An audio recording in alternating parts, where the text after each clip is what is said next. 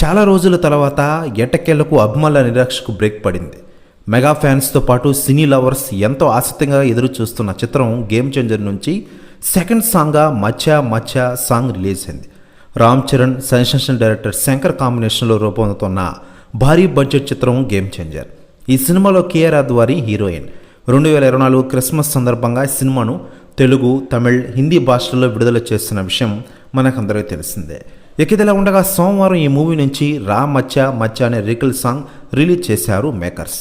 తెలుగు, తమిళంలో రా మచ్చా మచ్చా అంటూ సాగే ఈ పాట హిందీలో దమ్తు దిఖాజా అంటూ అలరిస్తున్న విషయం మనకందరికీ తెలిసిందే.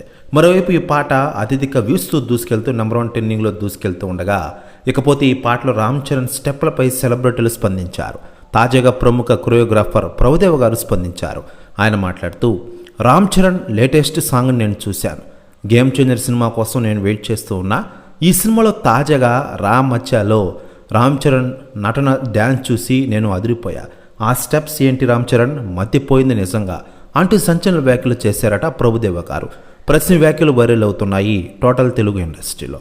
మరోవైపు ఈ సినిమాలో నటిస్తున్న సీనియర్ హీరోయిన్ అంజలి కూడా mega power star Ram Charan సరసన ఒక పాటకి డ్యాన్స్ వేసిందట. త్వరలోనే ఈ డ్యాన్స్ కూడా వస్తుందని తెలుస్తోంది. కాకపోతే గేమ్ చేంజర్లో అలరించడానికి రెడీ అయ్యారు రామ్ చరణ్ తేజ్ గారు.